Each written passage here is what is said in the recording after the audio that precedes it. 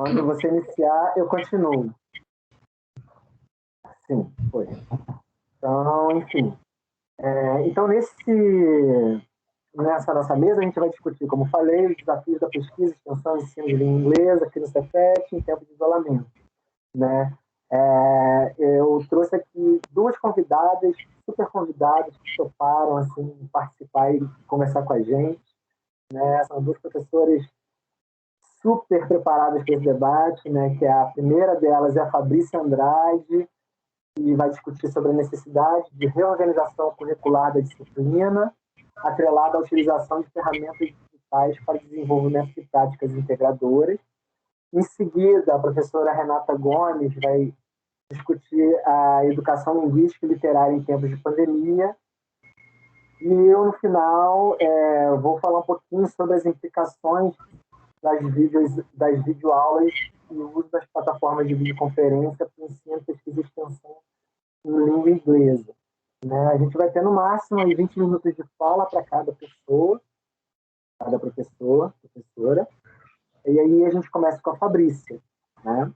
Então, a Fabrícia, vou apresentar para vocês, ela é professora de inglês da Rede Federal de Ensino Técnico Profissionalizante desde 2005. Ela atualmente trabalha no Cefet, Rio de Janeiro. Ela possui especialização em língua inglesa pela Unifax, Universidade de Salvador, Bahia, mestrado em língua e cultura pela UFBA, Universidade Federal da Bahia, e curso a doutorado em estudos da linguagem na Universidade Fluminense. Então, senhoras e senhores, com vocês, Eu vou compartilhar aqui uma tela. Quando aparecer, vocês me avisam, tá? Porque eu perco o contato com vocês quando eu tô... Apareceu? Apareceu sim, Fabrício. Deixa eu só colocar na apresentação em tela cheia. Bem, boa noite a todos. Olha, eu acho que... Tá em tela cheia, gente? Sim. Tá. Boa noite a todos. O Lê já me apresentou, né? Eu trabalho lá no Cefet Maracanã. E embora não esteja atualmente, né, esse ano, por causa do doutorado, envolvida com sala de aula, esse me é um assunto muito importante, né? Eu não me vejo fora de sala de aula e não é porque eu não estou atualmente dando aula que eu não queira estar por dentro do que está acontecendo, até porque eu acho que vai haver uma mudança muito grande nas relações de ensino, de aprendizagem.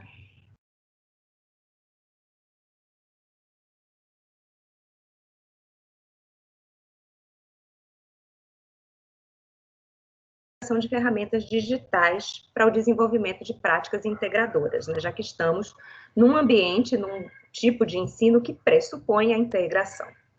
Bem, deixa eu passar. Chegamos na era do coronavírus, né, na época do coronavírus, e de uma hora para outra, como essa imagem aqui, meu mouse não está funcionando, como essa imagem da esquerda aparenta, é como se a gente estivesse pegando o conteúdo todo e jogando para dentro do computador. Né? Fabrício, desculpa interromper, mas para mim a tela está branca, eu não sei se os colegas estão vendo. Está começando a aparecer? Está aparecendo, gente? Não, tem aparecendo não. Para mim tá branca também. É como se fosse um slide em branco. Também tá branco. É porque tem animação. Deixa eu fazer uma outra coisa. Espera aí, então. Fabrício, olha só. Oi. Clica no compartilhar conteúdo. Sua apresentação em PowerPoint, não é? É. Aí embaixo vai aparecer PowerPoint, tá vendo? Deixa eu fechar cá.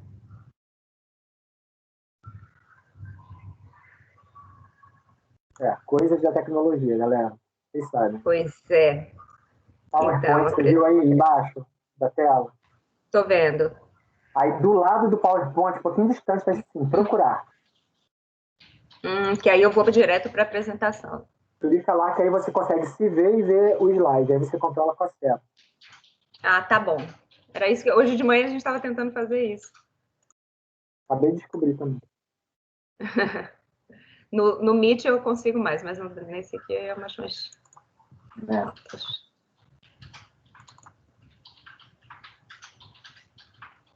Tá carregando agora.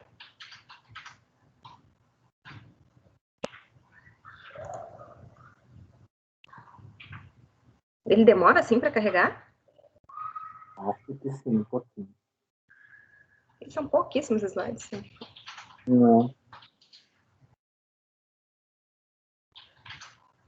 Aí.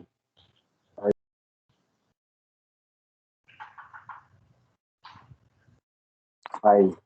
Acho que tem imagem. Pois Pronto? Uhum. Vai lá. Vamos ver. Agora eu tenho que mudar para aqui. Sim. Então, chegamos, né, com o coronavírus, e é como se de uma hora para outra a gente precisasse pegar todo o conteúdo que a gente tem e colocar no computador. Eu trago essa imagem assim, bem ilustrativa do nosso desafio. Isso está se chamando educação online. Né? Não é bem à distância, é online que existe uma certa diferença. A gente utiliza uma série de ferramentas nesse sentido, né? Essa é uma visualização de algumas que são utilizadas. As mais conhecidas, temos aí a plataforma tanto da Microsoft quanto do G Suite, que é a do Google. Né? Então, o que essas plataformas, o que tudo tem evidenciado em relação ao ensino de línguas é um foco na forma, apenas na forma. Como a gente vai transpor tudo que a gente fazia presencialmente para dentro de uma determinada plataforma, né? E essa notícia que vocês veem aí, né, em tempos de coronavírus, escolas levam cursos de idiomas para dentro de casa. É o que tem sido feito há um certo tempo por aplicativos que pretendem ensinar línguas, e as escolas prontamente, por uma questão de mercado, se adaptaram a isso, né? Eu não tenho conhecimento de como isso está acontecendo em cursos grandes, né, que atuam no Brasil, mas o fato é que eles estão funcionando plenamente, né? E a gente vê também diversos cursos e materiais que falam como ensinar idiomas online, numa perspectiva muito instrucionista. É o que causa esse impacto no currículo escolar. Né? Eu trago aqui primeiro uma citação de um autor chamado Mesarosa, ele é sociólogo, na verdade, né? E ele fala sobre o capital e o poder do capital e como isso afetou para a gente, para a educação, e principalmente de línguas. Né? O capital ele é incorrigível. Ou ele se impõe como um todo, ou perde sua viabilidade como regulador historicamente dominante do modo de reprodução universal e social. Então, se o capital não disser, olha, vocês precisam aprender, ele perde a razão de existir. Então, o que ele transformou? Transformou a aprendizagem de línguas como um commodity. O commodity é um bem, como se você tivesse que adquirir, tá? Aliado a isso, a gente tem uma ausência de política pública, porque o Ministério da Educação, infelizmente, ele não tem fornecido parâmetros e ou alternativas de ensino. É o que Castellano Rodrigues, é uma professora de espanhol, ela tem uma tese, né, sobre o ensino de língua espanhola, e ela fala que o ensino de língua estrangeira no Brasil passou por processos de desoficialização e indeterminação. Ninguém sabe o que é oficial, aparecem leis e desaparecem leis ao sabor das políticas, e fica tudo muito indeterminado. É para ensinar o que, como, e agora, nessa época de pandemia, a gente está vendo a história acontecendo na nossa frente em relação à língua estrangeira. Para realizar as aulas do ensino remoto, as secretarias municipais e estaduais de educação de várias partes fizeram acordos com esses conglomerados que eu mostrei no slide anterior, né? Isso, por si só, já é um impacto muito grande no currículo, porque a gente utilizar iniciativas, né, da esfera privada, como são as da Microsoft e do Google, para o ensino, isso é uma coisa que deveria ser questionada, já que a gente tem uma rede nacional, né, de transmissão. O Leslie até estava comentando comigo um pouco antes que ele utiliza para as aulas, né? Mas é uma rede muito limitada, a rede federal. Então, o que a gente precisa ter, né, em mente em relação a todo esse... É uma crítica do currículo como uma crítica cultural, né, o que Silva traz para a gente. A gente precisa entender que o currículo reflete um momento histórico, uma cultura, né, de momento, e que a gente precisa reagir, ou melhor, agir em função do que a gente entende, né, por educação, diante desse cenário. A primeira percepção que eu tenho, e trago aqui também Mésaros, é que esse modelo educacional é baseado nos moldes capitalistas, que trata a educação como um produto, né?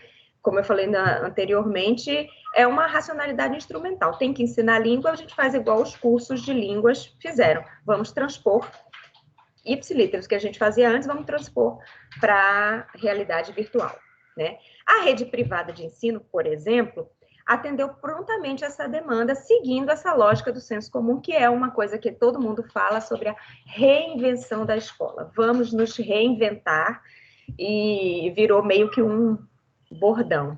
E o que é que está por trás dessa reinvenção da escola?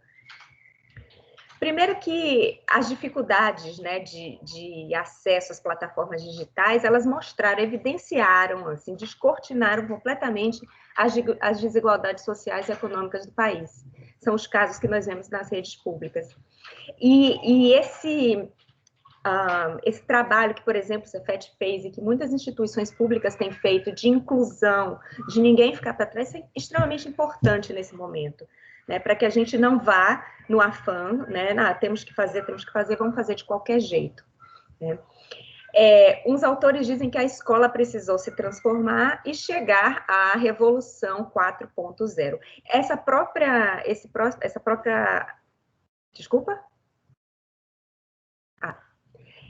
Esse próprio alinhamento com esse discurso é muito perigoso, né? Porque a Revolução 4.0 é um conceito desenvolvido pelo fundador do Fórum Econômico Mundial, Klaus Schwab, não sei se pronuncia assim, né? E que fala sobre uma nova fase que vai transformar fundamentalmente a forma como vivemos, trabalhamos e nos relacionamos. É uma mudança de paradigma. Então, muda as maneiras de consumir, a gente tem visto isso, né, através de aplicativos, a gente se relaciona também com as pessoas através de aplicativos, etc. Mas em relação à educação, isso é muito complicado, porque a gente não pode também seguir uma lógica de produto. A educação foge a essa esfera, né, dessa lógica industrial e de mudança. Então, assim, é preciso a gente pensar nisso quando a gente vai propor uma reformulação de currículo, no caso especial da língua inglesa, né?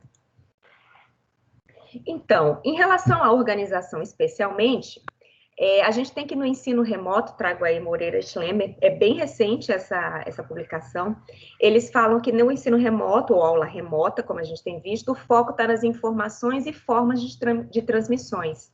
E a lógica que predomina é a do controle. Então, isso reforça cada vez mais uma pedagogia instrucionista que a gente tem visto se repetir em grande escala, em várias aulas de em vários colégios, etc. E tem uma diferença especial para a gente entre instrução e educação linguística. Porque se fosse para aprender apenas uma língua estrangeira, sua forma, né, as unidades linguísticas, assim, a gente podia simplesmente tirá-la do currículo e os alunos podem se virar com aplicativos, são gratuitos. Imagina, você pode usar o Duolingo e aprender Apple, Water, e etc. Né? Mas a gente trabalha com educação linguística que vai além. Né? Até o conceito que a gente usa de língua estrangeira é diferente, nossa visão da linguagem é diferente. Então, é você aprender, se transformar através da língua estrangeira. Então, essa diferença é essencial para a gente quando a gente pensa no nosso currículo, tá? A utilização de ferramentas digitais com foco em trabalhos linguísticos estruturais, somente formas, como a gente vê na maioria dos aplicativos, ela resulta no apagamento da diversidade linguística, a gente não traz para a aula os diferentes ingleses, né? E pouca exploração dos gêneros textuais, discursivos, geralmente são coisas muito pontuais. Quando a gente traz para uma sala, quando a gente traz para um currículo uma outra visão, a gente está trazendo diferentes textos, diferentes discursos que circulam numa aula de língua estrangeira, né? Isso, a gente não pensar nisso, a gente reforça o que Lagares fala sobre as dinâmicas normativas, né?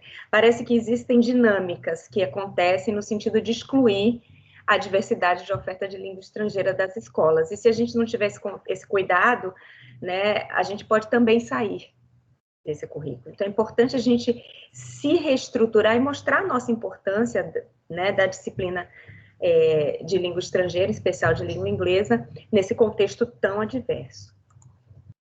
E aí eu trago para vocês, né, a gente falou, como que a gente pode fazer isso?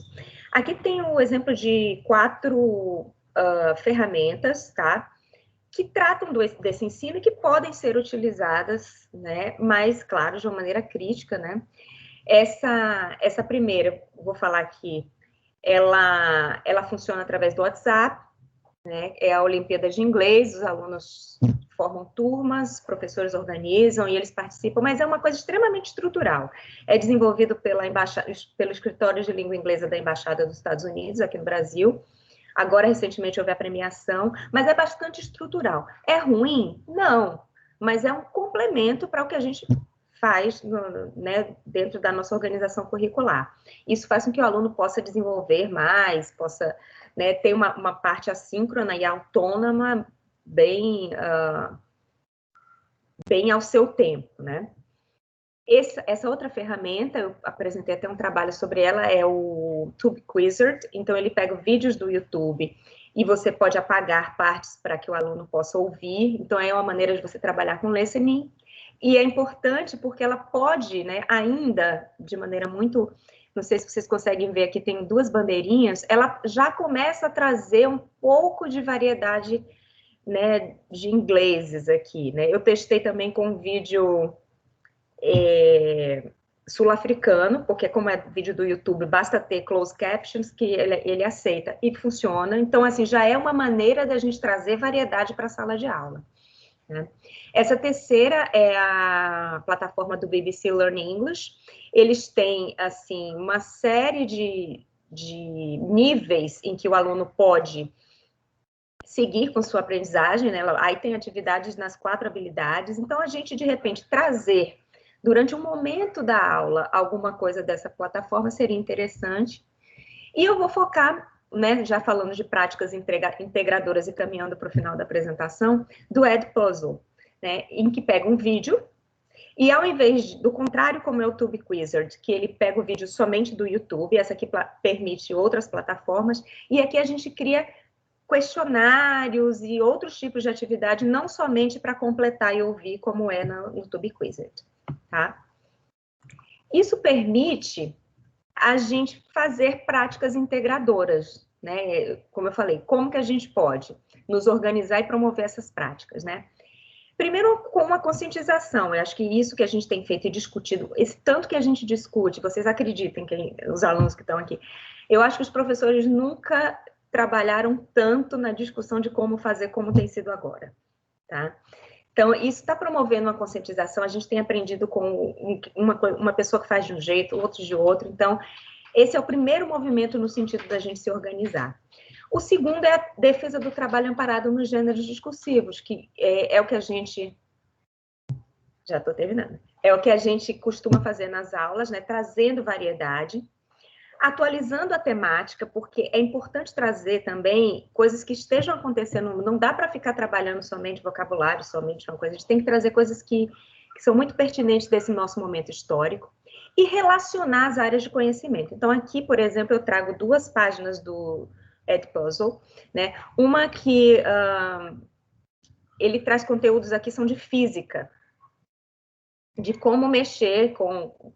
são vídeos pequenos e que você pode trabalhar junto com o professor de física no sentido de a gente integrar, né? Como que esse conhecimento de língua inglesa pode ajudar na compreensão daquele vídeo e como a gente pode explorar isso através das perguntas em língua inglesa. Nesse outro aqui é sobre arte. O que é arte e a importância da arte no tempo da pandemia. Então, a gente, junto com o pessoal de artes, de história, para promover esse encontro, né? Como a arte funcionou, porque a gente não teve pandemia, não é a primeira vez, isso já aconteceu no mundo, né? E o poder da arte nesse sentido. Então, é muito interessante a gente poder fazer esses diálogos, essas interseções. E vou citar um exemplo que não está aqui, eu fiquei até bastante impressionada. Numa escola, a escola do meu filho, no caso, houve aula de educação física. E eu falei, como que vai ser aula de educação física nesse ambiente?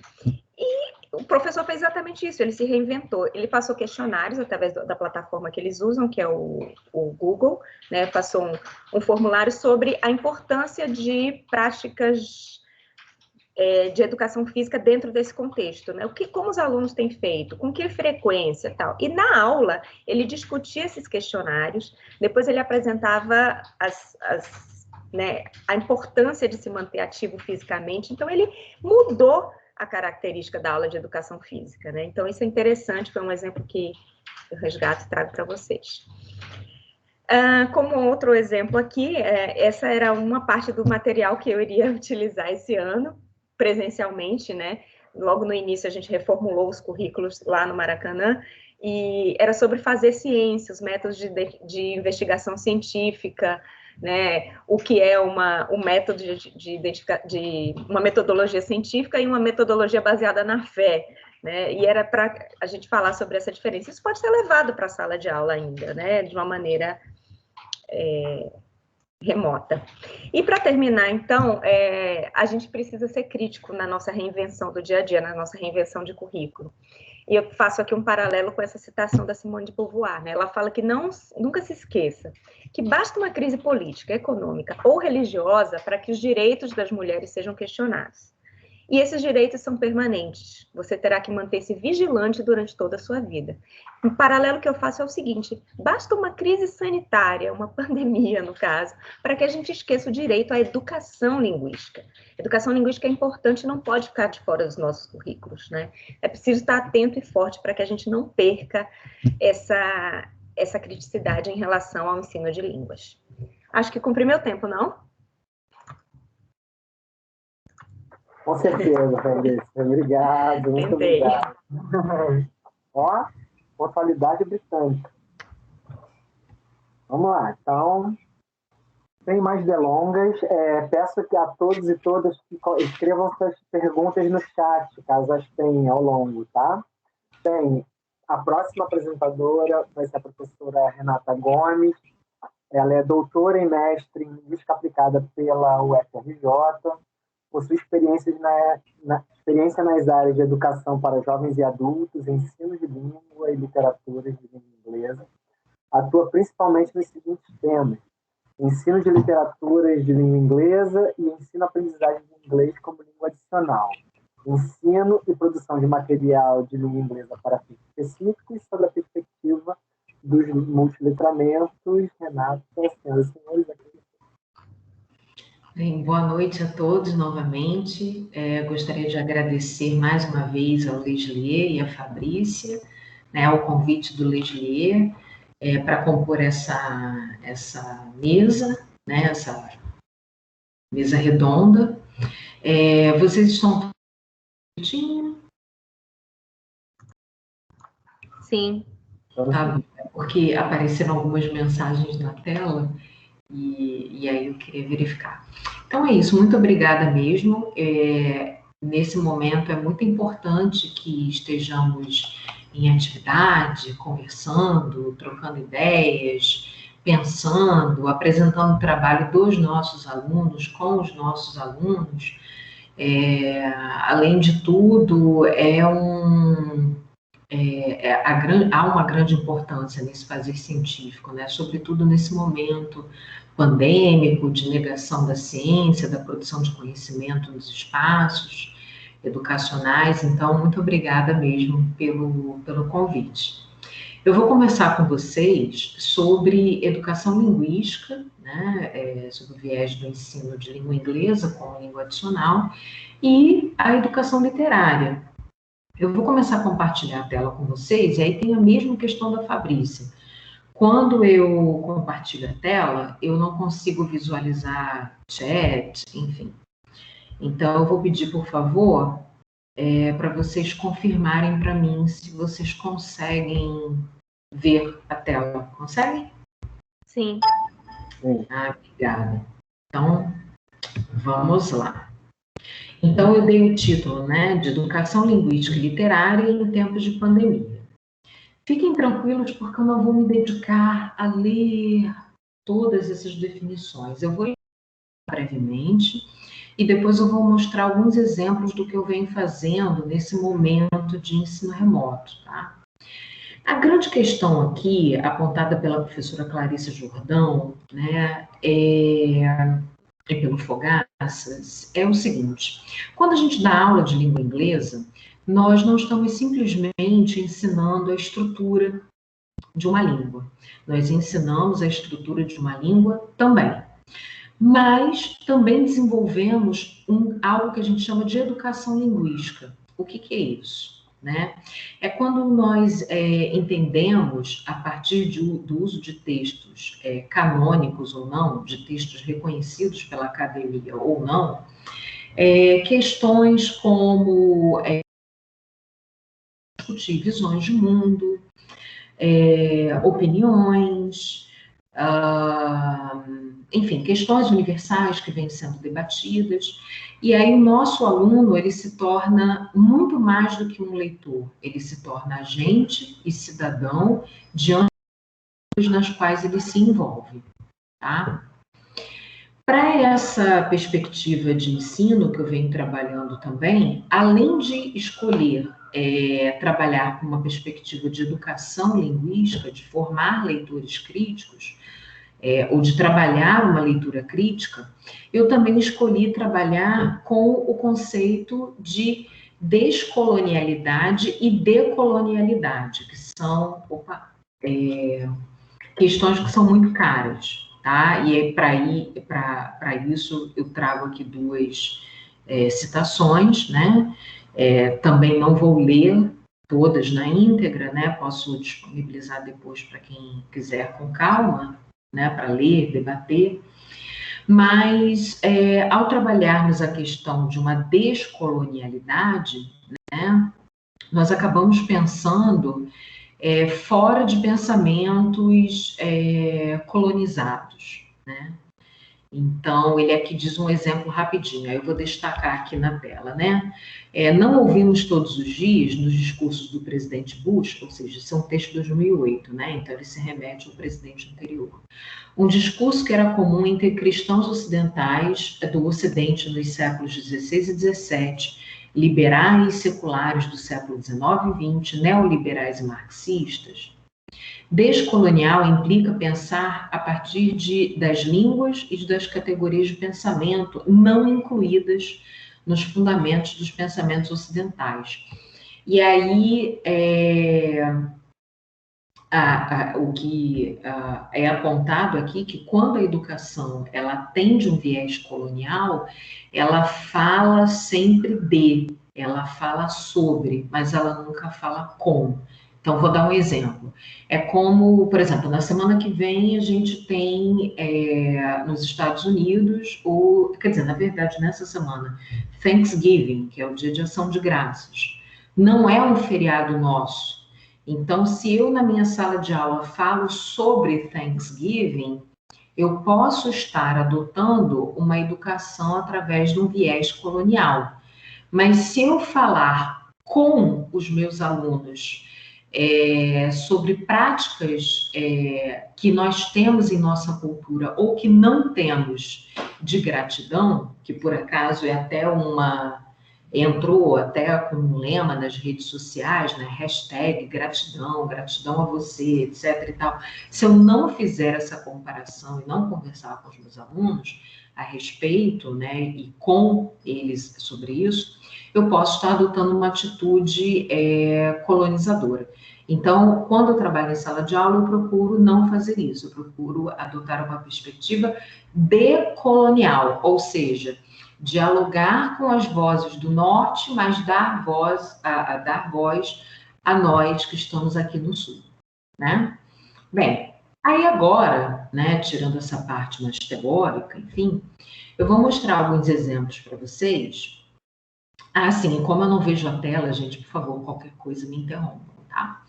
Sobre algumas atividades práticas, né, nas quais eu venho implementando essas teorias, né, de educação linguística, educação literária, práticas decoloniais nesse momento remoto, né, ainda que estejamos engatinhando, né, e sobre o como fazer, como levar essas atividades, né? Eu tirei aqui print de algumas delas que eu venho trabalhando com as minhas turmas aqui no site. Logo aqui, né, no topo das atividades, vocês conseguem ver um PDF de um site, né, chamado Teaching Tolerance, que é Ensinando a Tolerância, né, e ele tem esse documento chamado Beyond the Bus, Teaching the Parks, que ele vai falar, bem, normalmente a gente sempre conversa sobre a Rosa Parks, né, eu sempre incluo nas minhas aulas, sobretudo no mês de novembro, né, que a gente fala sobre o Dia da Consciência Negra, né, que já passou no feriado, dia 20, mas nós estamos numa sociedade no qual acho que a gente tem que conversar com nossos alunos todos os dias, praticamente, né, diante do que acontece na sociedade, infelizmente, sobre a questão racial.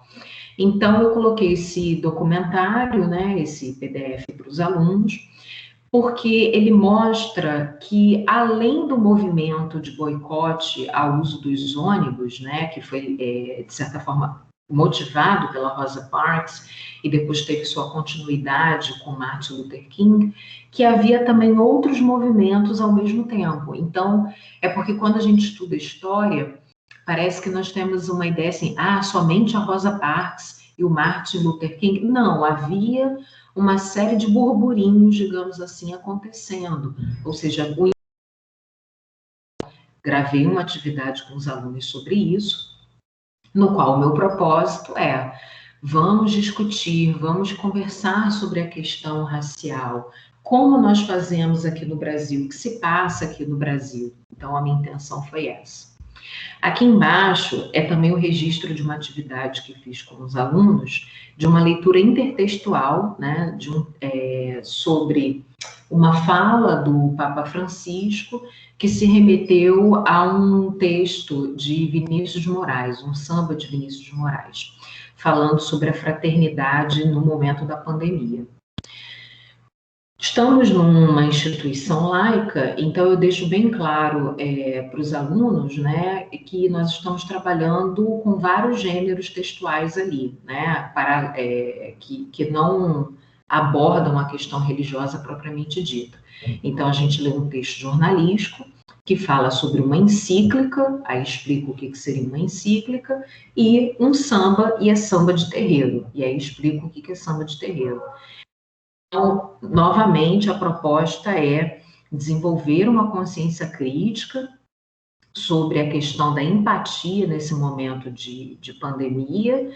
E, olha que legal, né? Alguém, um líder religioso, falou sobre alguém da nossa cultura, que bacana. Então, vamos resgatar Vinícius, vamos discutir. Será que a gente concorda com Vinícius, né? Que é melhor ser alegre do que ser triste, alegria é a melhor coisa que existe, mas um samba bom tem que ser bem triste, né? Então, como é que é isso? Então, foi mais uma proposta de atividade. Aqui no cantinho, eu coloquei um print de uma proposta que eu estou desenvolvendo com o 4º ano, que é assistir os filmes, né? Qualquer adaptação que eles consigam assistir de forma gratuita, e disponível na internet, de Romeu e Julieta, porque eu faço um trabalho com eles de leitura do ato 5 de Romeu e Julieta, que também está ligado a um momento de pandemia, né? Para quem não sabe, vou dar um spoiler imenso, mas também pode ser uma forma da pessoa se interessar a ler, né? Quando Julieta toma a poção e todos acham que ela está morta, ela é enterrada numa cripta e tal, ela combinou com um frei de que ele entregasse um bilhete a Romeu, dizendo: Julieta não está morta, ela só tomou uma poção, está dormindo, vá lá, entre na cripta, tire a Julieta de lá e vocês vão ser felizes para sempre longe daqui. Só que o frei entra numa casa onde tem pessoas infectadas e Romeu está numa outra cidade e não deixam o frei sair para entregar o bilhete. Tá? Não tinha WhatsApp, né, gente? Então, Romeu não ficou sabendo. E aí houve a tragédia toda devido a uma questão de comunicação. Detalhe que eu tô rindo, né? Mas não era para rir. Aqui embaixo, eu também coloquei o gênero biografia, tá? Sobre a Zora Neale, e leio com os alunos, acompanho um podcast com eles, vou lendo parágrafo por parágrafo o texto Barkun, que é um texto no qual a personagem entrevista a última pessoa negra escravizada trazida para os Estados Unidos. E aí fala sobre o fato dele ter sido obrigado a esquecer sua religião, o seu nome, a sua terra, e por ele ter passado por um processo de colonização, onde inclusive o personagem diz que por ter sido escravizado, porque assim ele conheceu Deus, né? Porque ele está na terra da Bíblia. E aí a personagem pergunta, mas e o teu Deus da tua terra? Então há um diálogo muito interessante, e eu leio isso num vídeo, né? E coloco uma atividade para os alunos conversarem e tal. Aqui o que eu já falei para vocês, né? É o ato de Romeu e Julieta, né? No qual ele, deixa eu ocultar isso aqui, ele diz assim, eu não pude enviar, nem mandar um mensageiro de tanto medo que eles tinham de nós estarmos da infecção.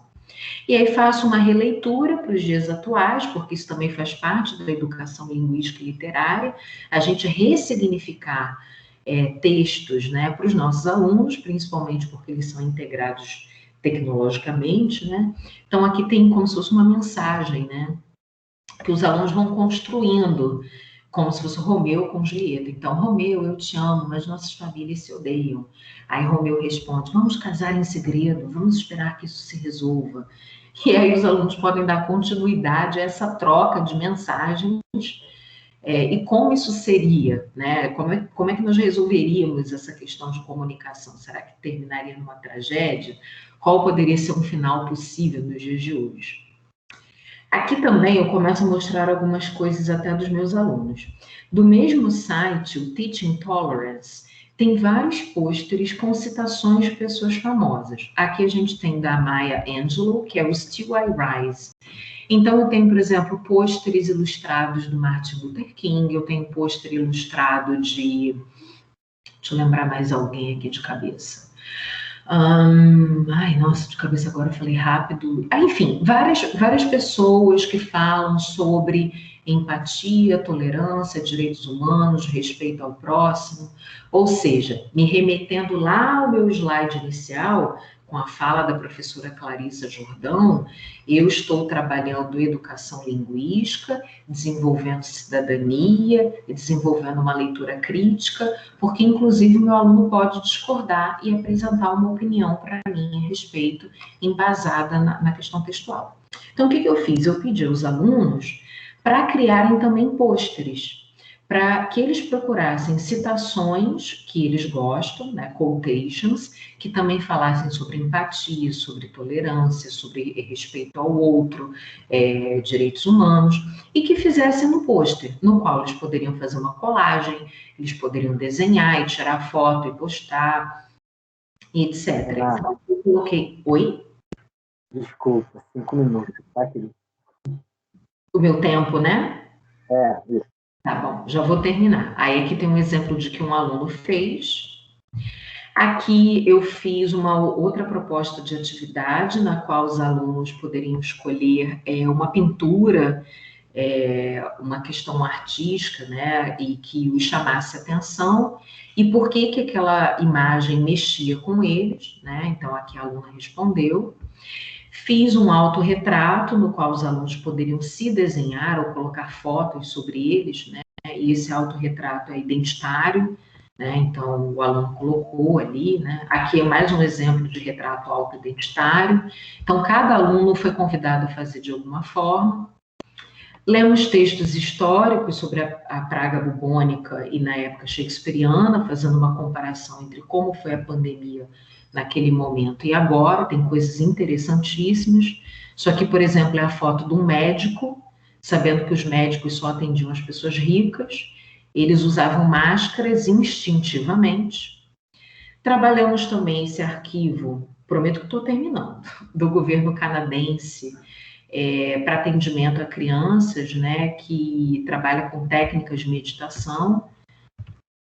Aqui é um outro exemplo, né, do autorretrato, né, identitário. Achei muito legal que o aluno se identificou como aluno do Cefet, foi bem importante para ele. E termino colocando aqui as minhas citações. Peço desculpa se passei do horário. Parar de compartilhar. De forma alguma, vocês são pontualíssimas. Então tá bom. Então, agora sou eu. Obrigado, Renata. Super obrigado por compartilhar essa experiência. Imagina. Reitero aí para todos os participantes, se tiverem perguntas, coloquem aqui no chat. A gente, no final da minha fala, a gente vai abrir um microfone também para quem quiser fazer as perguntas. Vamos dar aí uns 2 minutos para fazer as perguntas para que a gente possa responder. Bom, então vamos lá. Eu falarei agora, vou botar aqui a minha apresentação.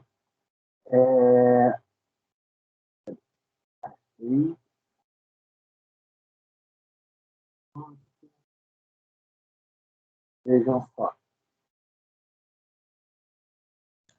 Então, vai aparecer aí para vocês o tema da minha fala. Procurarei ser breve, igual as minhas colegas. Então, vou apareceu. Ótimo, valeu. As implicações da videoaula e o uso de plataformas de videoconferência para ensino, pesquisa e extensão em língua inglesa. Falar um pouquinho sobre a minha biografia acadêmica, né? Eu sou professor de inglês de Cefet, como vocês desconfiam, né? Tem muitos alunos aqui do Campus Maria da Graça e já agradeço a presença de todos também. Sou doutor em Linguística Aplicada pela UFRJ, mestre em Linguística pela UERJ. Eu coordeno uma linha de pesquisa chamada Direitos Humanos, Letramentos e Materiais Didáticos, que é uma linha de pesquisa dentro do grupo do professor Rogério Tido, lá na UFRJ, que é um grupo de letramentos e vídeo didáticos, né? E lá eu desenvolvo, dentro do Cefet também, eu desenvolvo pesquisas relacionadas à produção de materiais didáticos a partir de um viés indisciplinar, crítico, transgressivo, multimodal e multimediático. Então, a gente pelo menos tenta fazer alguma coisa nessa linha, assim, né? Enfim. E aí eu vou contar um pouquinho sobre essa minha trajetória de me ver obrigado a adaptar as minhas práticas, que há 20 anos eu aprendi e pratico de uma forma presencial, e aí passar para fazer essa passagem para as plataformas virtuais tem realmente sido um desafio. E tem realmente sido um desafio, não é por falta de conhecimento não, viu, gente? Eu sou uma pessoa que tem facilidade com tecnologia, né? Então eu, por exemplo, só para vocês terem uma noção, eu sei que tem muita gente aí do bacharelado em SI, vão rir de mim, mas assim, o que eu chamo de algum conhecimento eu conheço 2 sistemas operacionais, eu navego através de tecla de atalho, né? Enfim, não fico catando milho no trackpad, né? Enfim, eu faço os materiais didáticos no Word, né? E eu sou um usuário competente do Word, né? Enfim, de tecnologias em geral. Então, não é uma visão de alguém que está apartado dessa tecnologia e está com preconceito contra ela, muito pelo contrário, né? É alguém que tentou, pelo menos, fazer uma certa pesquisa para ver quais são as potencialidades de cada ferramenta dessa, né? E aí fui eu fazer o curso de videoaulas, produção de videoaulas, promovidos pelo Pedro II, curso esse que é maravilhoso, recomendo todos os professores e professoras que façam, né? E lá eu me deparei com isso aí é a descrição do certificado do Pedro II, né? E aí justamente são os conhecimentos que eles trabalham ao longo do curso. É um curso de 30 horas, né? E como abertura do curso, eu me deparo com isso. Teoria cognitiva da aprendizagem na elaboração de materiais multimídia, né? O que é essa teoria cognitiva? O que é a teoria cognitiva que é usada lá? É uma de Mayer, 2009, chamada Teoria da Aprendizagem Multimídia.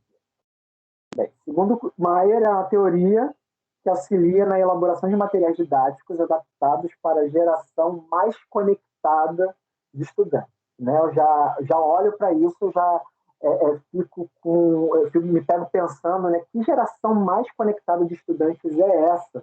Será que a gente consegue colocar todo mundo dentro do mesmo saco e dizer que todo mundo é mais conectado realmente? Será que ser um usuário frequente do WhatsApp, por exemplo, é ser uma geração mais conectada? Né? Bem, pelo que eu vejo das dificuldades que os meus alunos passam e me reportam com relação ao Teams, não me parece ser o caso. Assim, né? Enfim.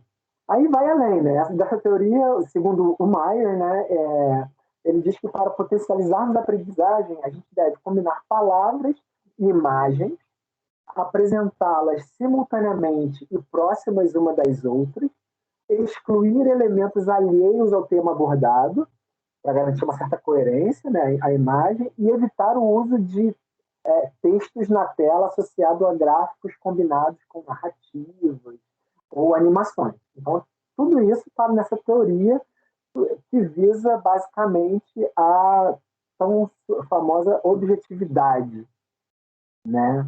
A perseguição à objetividade, né? E aí as recomendações, né, durante o curso, né, que a aula não extrapole 15 minutos, a aula gravada, né, e a lousa, se você for usar a lousa para a aula, né, esteja semi-pronta, de forma que o professor escreva o mínimo possível durante essa gravação, durante essa aula, justamente para transformar esse vídeo numa informação útil. Palavras do autor. Tá?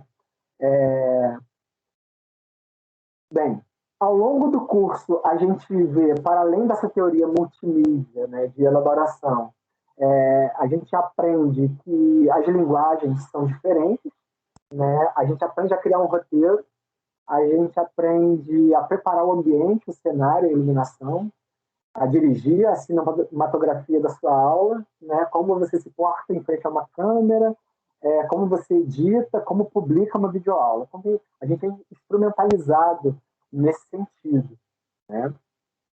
Então, assim, consequentemente, o que acontece, né? A aula, ela acaba se tornando o estúdio de gravação, né? O plano de aula não é mais plano de aula, é o roteiro da gravação, né?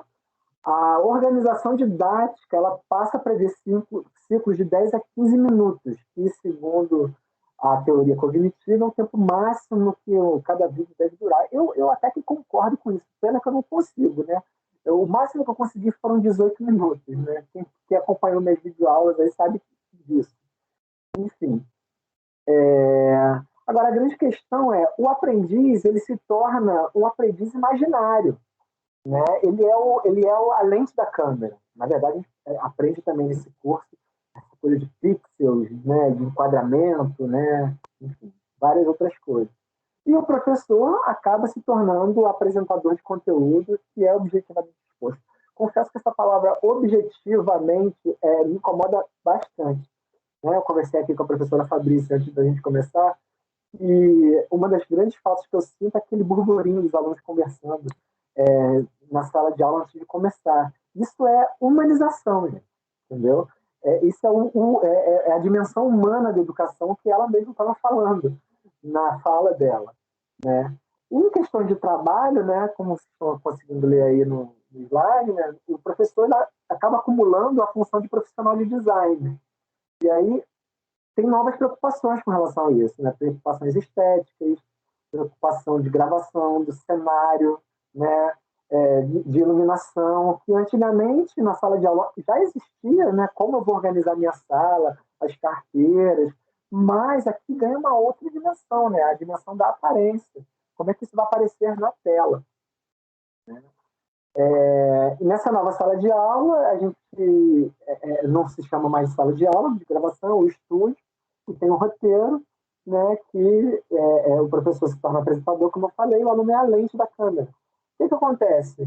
Numa aula de inglês que é extremamente dialógica, e a gente dialoga justamente com as dificuldades de vocês, alunos, a gente não tem mais isso. A gente tem que pensar nos alunos que a gente teve e dialogar com a lente da câmera. Né? Como se isso fosse substituir a presença de vocês na sala. Então, o conhecimento com isso não é mais construído junto, né? O discurso de instrução não é mais adaptado às especificidades da turma, e sim aos alunos que a gente teve, né, na nossa memória. A gente não negocia mais os enunciados, a gente apenas os projetos, né? E acaba que uma ferramenta que é tecnológica, que deveria ser algo do século XXI, da evolução da comunicação, acaba privilegiando um conhecimento transmitido e não construído, né?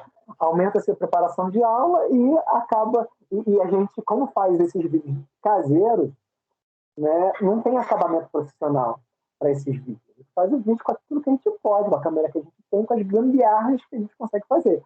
Eu tenho uma gambiarra aqui dentro de casa, por exemplo. A minha luz, eu tenho uma luminária coberta de papel manteiga para fazer a luz difusa, né? Aliás, isso é uma das coisas que esse curso do Pedro II ensina, que eu acho que é maravilhosa, que é bem realista. Ele não diz para você tem que comprar equipamentos super caros, né? Por exemplo, você consegue fazer gambiarras com o que você já tem. Eu acho que é um ponto alto. Enfim, em termos de extensão e pesquisa, eu acho que a videoaula ela colabora muito pouco, né? Porque como você sempre em atividade de extensão e de pesquisa, você está pressupõe, né, um frequente diálogo com o outro, esse diálogo é apagado nas videoaulas ou na mediação com vídeo. Ele fica sempre a posteriori, dentro de um gênero escrito de um post, né, de postagem, de fóruns, etc, que não é muito atraente, né, pelo menos para a realidade que eu percebo aqui, né? E, para além disso, é uma realidade que é difícil para as pessoas que já trabalham com isso há muito tempo, né? Numa live chamada Ensino Remoto de Inglês, é possível? É uma pergunta, né? É uma live com professores de inglês do Rio Grande do Norte, e que esse professor Ramilson Saldanha, ele conta para a gente as dificuldades, ele ali em negrito, né? Ninguém vê a gente trabalhando até altas horas da noite, meia-noite, 1 da madrugada, a gente preparando aula, a gente ter que se adaptar a essa realidade, gravar aulas, preparar slides, gravar aulas, postar no YouTube, tudo isso tem uma demanda de tempo. E é um professor que trabalha com isso desde 2012. Então, ele é um professor experiente nas tecnologias digitais. Bem, videoaula. Agora, e as aulas por videoconferência? Ah, Lilia, é legal. As aulas por videoconferência você consegue trocar uma ideia com os alunos. Eu concordo com isso. De fato, a gente consegue ter essa potencialidade para fazer esse tipo de coisa, né? Então, uma teoria sociointeracional da aprendizagem, ela se encaixa bem com as novas tecnologias digitais, porque aí sim a gente pode co-construir o conhecimento com o aluno, né? Enfim, a gente pode refletir os formatos de linguagem usados em sala de aula, né? A gente pode utilizar as interfaces digitais disponíveis, se bem que nem sempre a plataforma ela favorece a gente nas interfaces, né? Por exemplo, eu uso a plataforma da RNP para fazer as minhas aulas, especialmente porque ela consegue dividir os alunos em pequenos grupos. Qual é a limitação? Ela só consegue dividir em até 8 salas, não mais do que isso, né? Essa plataforma que o Google Teams, ela não tem, ela não me permite fazer isso. Então, a gente fica nisso, né? Bom, continuamos se preocupando com a preparação do ambiente, com o cenário, com a iluminação, né? E, para além disso, a gente tem que se preocupar com senha, com os arquivos, com os links, com os sites que a gente vai utilizar na aula. Mas isso também a gente tinha lá na aula presencial. E, para além disso, eu acho que é uma preocupação muito importante, que quase ninguém está conversando sobre isso, é sobre questões relacionadas à segurança digital, né? Um dia eu recebi um pedido de um aluno de uma turma, dizendo assim: professor, será que a gente pode deixar uma senha fixa para cada aluno, para facilitar? E a minha resposta foi: olha, a gente até poderia, a questão é que eu não sei quem está entrando na minha aula, e a gente precisa garantir o mínimo de segurança digital para quem está dando aula e para os alunos que estão aparecendo lá, né? Enfim, e uma mudança de senha a cada semana para cada turma, em cada aula, sim, eu tenho uma senha a cada semana, né? Faz muita diferença. A gente precisa resguardar o direito de vocês terem uma aula em que vocês possam ficar à vontade para expor as suas questões, concordar e discordar, né? E a gente, da mesma forma, garantir uma qualidade, uma liberdade de cátedra para que a gente possa ter um ensino mais qualitativo, né? Então, o que está em jogo aí, né? De qualquer forma, o professor precisa se adaptar à comunicação, que é mediada pelo computador. Oi? Alô?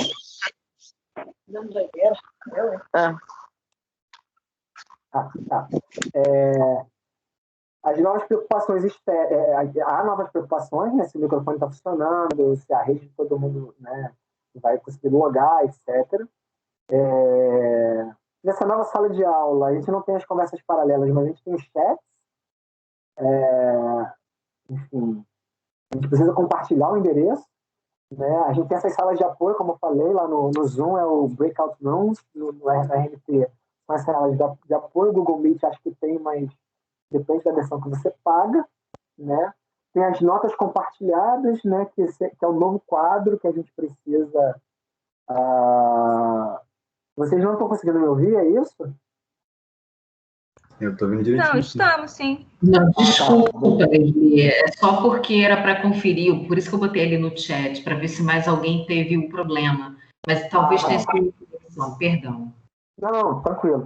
É bom saber porque eu estou usando esse fone aqui que é sem fio, geralmente dá essas oscilações mesmo. Caso se isso for o caso, me contem que eu tenho aqui um analógico que está preparado aqui, beleza? Outra ele falou, a Sara também disse que o som não tá muito bom. Seria bom se trocar Deixa eu tentar mudar meu fone, então, rapidinho. Espera aí.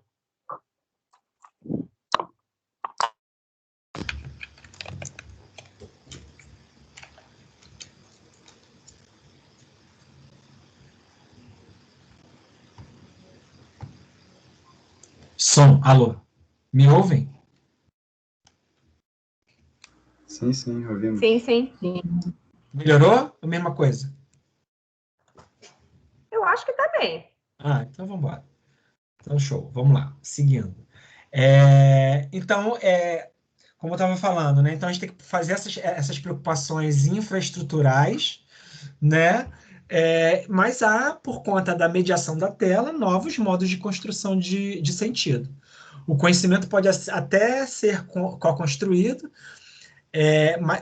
a gente pode conseguir adaptar o nosso discurso instrucional às especificidades da turma, né? Só que, assim, dificilmente há o contato visual, né? Por diversos motivos, tá, gente? Eu não estou aqui julgando, dizendo que, os alunos, coitados, eles não acessam porque não querem. Não, nada disso.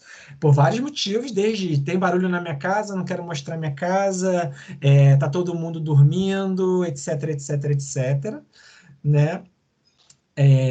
Até eu não vou carregar a plataforma para todo mundo conseguir participar, que eu acho que é um motivo bastante legítimo. Então, acaba que a gente não tem mais o contato visual, acaba que a gente perde de linguagem corporal, a linguagem corporal fica só nessa altura aqui. Então, se eu quiser fazer um gesto maior, eu não consigo, porque você só vê a dimensão da tela, né? A participação fica restrita a meia dúzia de alunos, quando muito, né? Não há rede estável para todos e não há acesso a equipamentos para todos. Isso é uma lástima, de fato. Bem, e aí eu concluo a minha fala perguntando o seguinte, né? A quem interessa, então, que essa tecnologia de educação seja o foco principal da suposta solução para os problemas de ensino do Brasil? Né? Quem tem, na verdade, condições materiais de produzir videoaulas com qualidade profissional? Quem tem condições materiais de participar de aulas por videoconferência? Né? Veja que alunos meus de graduação, por exemplo, alguns assistem no trem, outros assistem cuidando do filho, etc, né? Que elementos curriculares devem deixar de existir para dar lugar à centralidade da interação digital no campo educacional?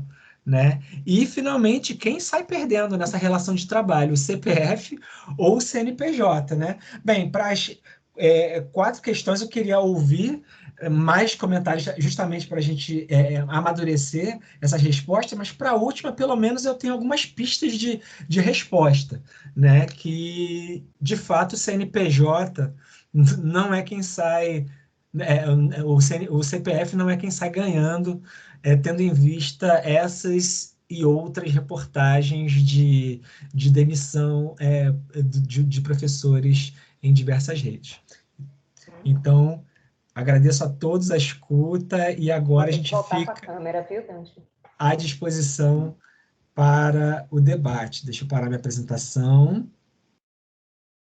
Acho que agora foi. Então, a gente tem aí, 25 minutos para a gente bater esse papo aí. Eu posso falar algo rapidamente? Sim, por favor. Se não puder, enfim, Deve. pode falar, eu me organizo e falo em outro momento. Vai fundo, que eu também tenho que falar aqui, professora. Vamos lá. Então, tá bom. Quando eu fiz a apresentação, né, com as atividades que eu venho desenvolvendo com os alunos, né, para trabalhar educação literária, educação linguística, eu não sei se eu comentei o seguinte: nesse momento remoto, a minha tentativa em promover educação linguística e literária é fazer com que o aluno leia mais e dê menos cliques.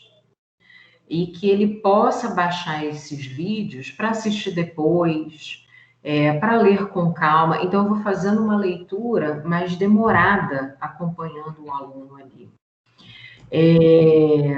E realmente é uma tentativa, né? Eu já trabalho nessa perspectiva mesmo, né, no ensino presencial, seriam textos que estariam circulando mesmo na minha aula, só que no modo remoto é uma tentativa, né, por isso que eu tenho gravado grande parte das atividades, né, para que o aluno assista depois, e marco com eles de forma síncrona para a gente conversar, tirar dúvidas, fazer o debate. Mas realmente eu tenho procurado assim strike a balance, né? Procurar ali um equilíbrio entre o síncrono e o assíncrono, mas tenho evitado aquele tipo de exercício característico da aula de língua inglesa, que é muita estrutura, clique, true or false, verdadeiro ou falso, liga, olha o texto, né? O aluno até tem um formulário para responder coisas do texto e tal, mas por uma questão de entender que nós estamos num momento de excepcionalidade, que nem todos têm acesso, que eles vão acessar quando puderem, e não sei em que situação eles estão, emocional e tal, eu tenho procurado não me estender muito e não fazer tarefas absurdas ou exigir críticas literárias. Primeiro que esse não seria meu objetivo nem no presencial, no ensino presencial. Então, é isso, é realmente uma tentativa de mais leitura, porque eu acho absolutamente importante, principalmente nesse momento de pandemia, no qual nós temos que fazer um isolamento, entre aspas, porque tem gente achando que não precisa se isolar, né? E eu acho que a leitura é uma excelente companhia, ou pelo menos a motivação para ler, né? Eu acho que, de repente, seria assim, um despertar ali para o aluno: poxa, eu vou procurar essa autora, eu vou procurar esse texto, eu vou procurar essa tradução em língua portuguesa para ler. Então, o objetivo é esse também, né? Estimular essa leitura para que o aluno fique com si. É bom ficar com a gente, é bom ler, entendeu? E é bom conversar sobre o que a gente lê. Então, acho que o objetivo é esse. Certo, certeza. Depois eu quero também falar, né? Eu acho que sobre isso que a Renata falou, essa adaptação é importante. O Leslie falou sobre o tempo de aula, que o curso do Pedro II, ele fala, né? Você tem que ter um tempo reduzido.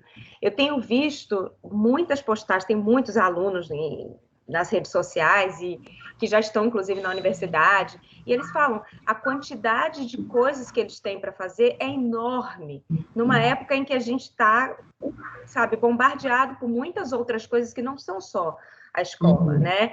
E assim, e a gente simplesmente transpor, como naquela figura que eu coloquei no slide, tudo que a gente fazia para o computador não é a forma, sabe? Não é, e a gente está vendo esses jovens hoje, e pessoas também na graduação, etc., sobrecarregados, com uma quantidade de informação enorme, né? Sem o mínimo de tratamento por parte dos professores, e a gente vê pedidos assim, já vi coisas absurdas, do tipo, o professor passar uma dissertação de mestrado, pedir que os alunos lessem e fizessem um resumo de uma dissertação de mestrado, sabe, coisas assim absurdas, né, que eu entendo que é um desafio. Falei com Leslie no início da aula, a gente em inglês falou muito, a gente tinha para os alunos, né, a coisa do teacher-centered e student-centered nas aulas, a gente procurava ser o máximo student-centered. Esse modelo remoto, infelizmente, está exigindo da gente o contrário, e acho que essa é a perda maior, né, de ser teacher-centered. A gente passa a ser muito protagonista, acho que o termo que o Leslie usou foi esse, não, protagonista, e não é bom ser protagonista, né, e isso que a Renata tem feito, acho legal para que dê esse espaço para que você possa, sabe, ter um respiro dentro desse ambiente virtual. O João Cláudio está dizendo aqui, enquanto você falava, Fabrício, que é um aluno da graduação de sistemas de informação. Tá osso, professora. Eu só peguei 2 matérias, e estava osso com 2 disciplinas, imagina. Imagino. Seria legal a gente ouvir mais alunos, né, falando sobre, compartilhando experiências, mas enquanto vocês compartilham aqui no chat, né, eu queria fazer umas perguntas, assim. Eu acho que, assim, quando você trouxe, Fabrício, a questão da Revolução 4.0, foi muito legal, porque temos alunos aqui na sala de sistemas de informação e de automação, cujo discurso hegemônico do curso é uma veneração à indústria 4.0. E eu vejo a indústria 4.0, a educação 4.0, com muita ressalva, né? Eu já preparei, inclusive, uma aula sobre isso, né? Estou dando spoiler para os meus alunos, que é justamente um guru da indústria 4.0 dizendo que ela veio para reduzir a quantidade de trabalhadores de chão de fábrica. Gente, os trabalhadores de chão de fábrica somos nós. Somos nós. Somos nós que estamos lá no chão da fábrica, né, fazendo a máquina social funcionar, né? E a gente precisa pensar sobre isso, né? E a Renata, eu achei incrível a forma como você lida com o seu material e com a literatura, porque imagino que sempre vem aquele discurso, mas como assim você trabalha com literatura? Nós estamos num curso técnico, profissional, né? Enfim, eu acho muito legal esse objetivo de levar outros saberes e outros letramentos para os alunos também, né? Enfim. Eu abordo a questão técnica também, né? Nós lemos, como eu trabalho com técnico e mecânico, tem todo um trabalho aí para ensino de língua inglesa para propósito específico.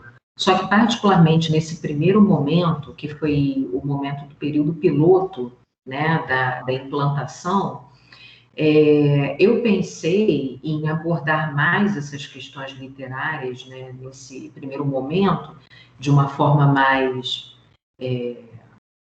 numa quantidade maior, digamos assim, né, elencando uma atividade remota na outra, justamente porque a leitura, ela é fonte de informação, porque o aluno está muito mexido emocionalmente, porque, por exemplo, aquele texto do governo canadense sobre técnicas de meditação, são coisas muito simples, no qual nós discutimos, conversamos, como eles lidam com os sentimentos.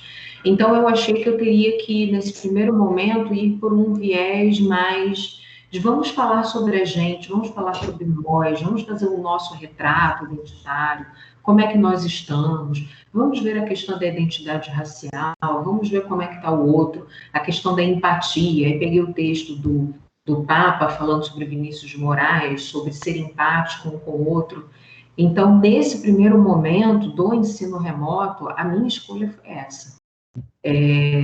A gente vai abordar, sim, todo o aspecto técnico, né, dos cursos de técnica e mecânica. Eu trabalho com portos também, as primeiríssimas, como é um curso subsequente, e não teve o período piloto, só na primeira aula a gente leu uma apostila, não toda, é claro, desenvolvida pelo pessoal da UFRN, falando sobre o Covid, sobre como aumentar a imunidade, e depois a gente entrou para o conteúdo de portos. Mas eu achei que no período piloto do ensino integrado, seria interessante falar com os alunos, conversar com os alunos, ler textos, apresentar a leitura como essa fonte aí de busca, pesquisa, conforto, companhia, enfim. Sim. Aqui, ó, tem alguns comentários de alunos. O Lucas está dizendo que é quase trabalhar com entrega de projeto, esse novo modo de, né? E a Marcela está dizendo que está ponderando, né? Eu acho que alguns professores têm dificuldades com o ensino online e ficam em dúvida sobre o que fazer ou o que seria melhor para os alunos. E aí a Fabrício já respondeu, né? E o Lucas disse que é o equilíbrio para o ensino. Não adianta o profissional sem pensar no humanitário, né? Que acaba que vira tá. É um trabalho sem considerar. Quem utilizará a obra finalizada, exato. E a Raíssa dizendo que concorda contigo, Fabrício, que parece que tudo triplicou com a pandemia. Que ela diz que está trabalhando em home office, quem não está, né? E tem muito mais coisa para fazer, fora a faculdade. E como o João falou, tá osso, né? E a gente tem que pensar numa outra coisa, que muitos serviços têm voltado. Então, tem pessoas que não têm essa possibilidade, nós somos, né, abençoados com isso, de trabalhar de casa. Então, é uma jornada que virou dupla, né? Se antes eles iam para o trabalho e para a faculdade, estavam fazendo uma coisa, eles agora têm que chegar em casa correndo e dar conta de tudo. Eu acho que muitos professores não reconhecem isso. Eu falei para a Marcele ali no chat. E esse é o primeiro passo para a gente tentar mudar essa lógica, porque somente transpor o que a gente fazia não vai dar certo e não vai garantir também nenhum índice de qualidade, porque eu acho que tem professor que trabalha nessa lógica. Se eu não fizer com quantidade X de conteúdos, eu não estou sendo bom o suficiente, né? Eu concordo com a Marcela, eu acho que alguns professores, eu me incluo nisso, têm dificuldade, é por isso que eu acho que é importante a gente abrir espaços de escuta para saber se está bom, se o que a gente está fazendo está bom, porque a gente não sabe. Foi a primeira coisa que na minha primeira aula, eu falei assim, gente, olha só, 2 palavras que me definem. Uma delas, I don't know, eu não sei se vai ser bom. Vocês que têm que me dizer, e eu tenho recebido alguns retornos, uns dizendo que tá bom, outros dizendo que tá ruim, e aí a gente pensa juntos como é que a gente faz, porque isso tá novo para todo mundo, né? Enfim, e eu acho que a carga maior, inclusive, fica para vocês, mulheres, né? Porque se a gente tem carga dupla, vocês têm carga tripla, quádrupla, né? Porque para além de ter que fazer tudo o que vocês fazem, tem que pensar sobre como planejar a família, por exemplo, né? Como é que a dinâmica da casa funciona, né? Enfim, nós homens somos muito pouco sensíveis a isso de fato, né? Porque a gente vem de uma sociedade machista patriarcal e que não ensina a gente a fazer isso, e a gente tem essa dificuldade também, né? Enfim. Olha, a Miriam falou isso que a gente estava comentando, né? Que ela tem dificuldade de entrar nas aulas nos horários certos, exatamente por isso, né? Se fosse tudo presencial, o trabalho ficava a 40 minutos de distância. A casa dela, para ela voltar para ter a aula, 3 horas. Então, agora você imagina qual é o rendimento da Miriam. Deve estar muito preocupada, né? Somos todos Miriam, estamos com você, porque não deve estar sendo fácil. Não deve estar sendo fácil. E vou te dizer, uma excelente aluna, tá? Uma excelente aluna, participativa, interessada, né? Enfim, tudo de bom. É por isso que eu acredito que, de acordo com as experiências dos alunos, né, nós somos todos mil, os encontros assíncronos estão sendo mais proveitosos, né? Porque o aluno consegue ver quando ele pode, né? E quando eu estou passando as tarefas para eles, Passo também com um prazo muito largo. Então, por exemplo, para essa semana, quer dizer, não essa, porque é semana de extensão, mas para a próxima semana eles vão me entregar o trabalho lá para o final de dezembro. Então, eu vou dando quase um mês, ou 20 dias, 15 dias, para que eles tenham tempo para fazer as tarefas. Bem, estamos tentando, né? É uma tentativa mesmo. É muito complicado para a gente, para o aluno. Acho muito difícil que o aluno consiga, por exemplo, assistir vídeos muito grandes, né? 1 hora e meia, Claro. né? É muito complicado para o aluno isso. E também é muito complicado trabalhar uma educação linguística, literária, em atividades tão curtas, né? Então, a gente está tentando, né? E o diálogo com os alunos é essencial. Eu boto post, pergunto o que eles estão achando, como é que tá. Aí, quando os alunos não falam nada, eu tenho monitoras, aí eu me reúno com as monitoras e digo, e aí, como é que tá? Porque às vezes o aluno, por algum motivo, não se sente Não fala, né? comigo. Mas e aí, como é que tá com elas? Elas, não, professora, tá tranquilo, tá tudo bem, não sei o quê. Ah, então tá bom, qualquer coisa vocês me falam. E tem sido assim, mas em alguns casos é uma incógnita, né? Será que é uma atividade? Será que estão gostando? Como é que tá? Justamente porque eu tenho privilegiado mais o assíncrono, né? Sim, e aí me apropriando da tua fala, Renata, quando você articula o descolonial contrapondo ao decolonial, a gente precisa deixar de falar sobre e começar a falar com, né? Sempre, né? Enfim.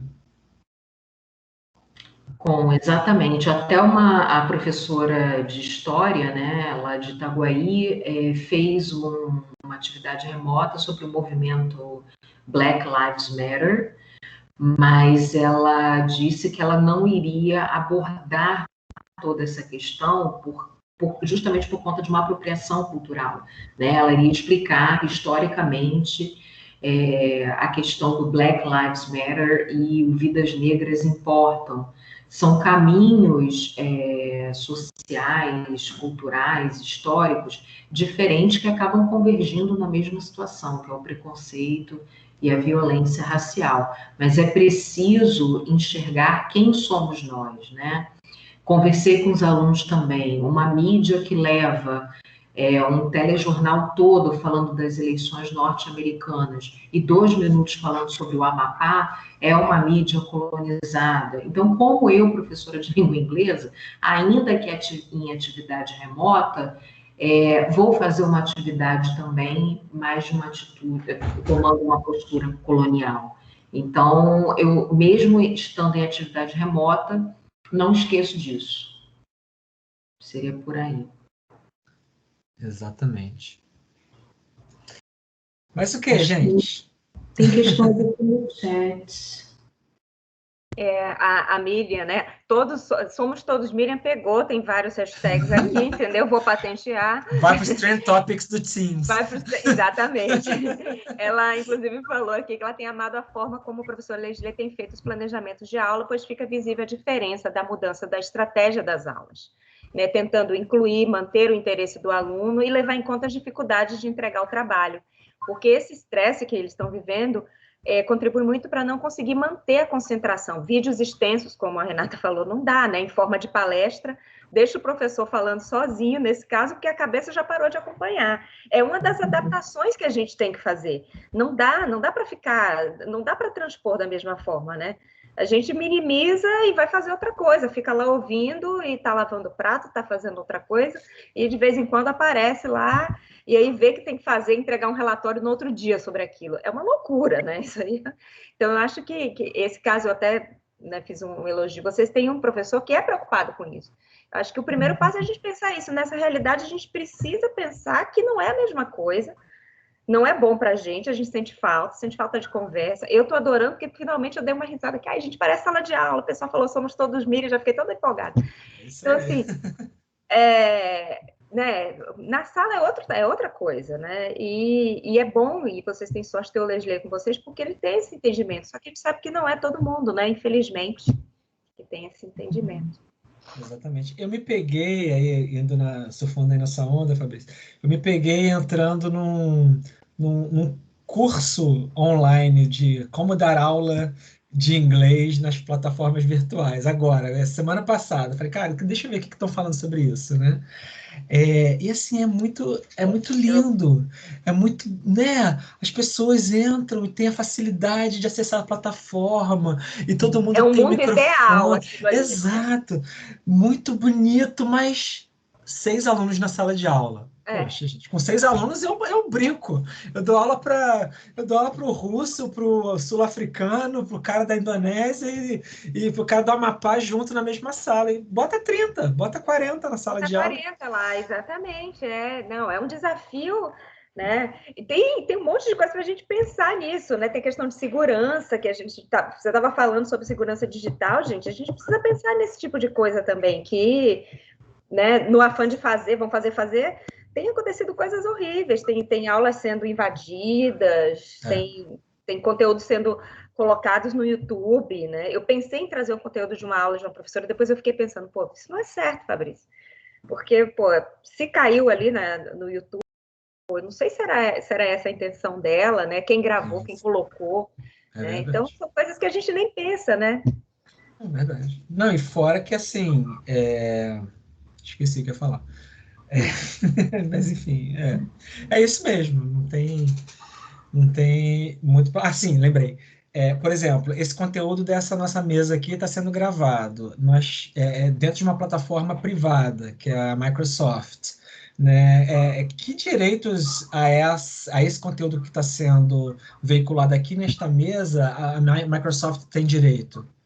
Né? A gente precisa pensar sobre isso. E mesmo sem direito, ela tem acesso. Ela está sabendo, assim como a plataforma do Google, eles estão sabendo qual é o interesse de alunos, interesse de professores. Então, de repente, a gente está falando aqui muito de tempo, atividade, tempo. Vamos começar a desenvolver atividades com tempos reduzidos para já vender. Então, a gente é produto. É isso né? aí. Aquele documentário é muito bacana, aquele da Netflix, né? São as duas indústrias que trabalham com o nome usuários, né? De drogas e de tecnologia. Então, dilema das redes, né? Dilema das redes. Então, a gente é um produto nessa. A gente precisa ter essa consciência, né? Daqui a pouco vão estar inventando milhares de cursos aí, de acordo com o que a gente bota, né? As nossas opiniões nessas plataformas que estão sendo coletadas, com certeza. Exatamente. Isso mesmo.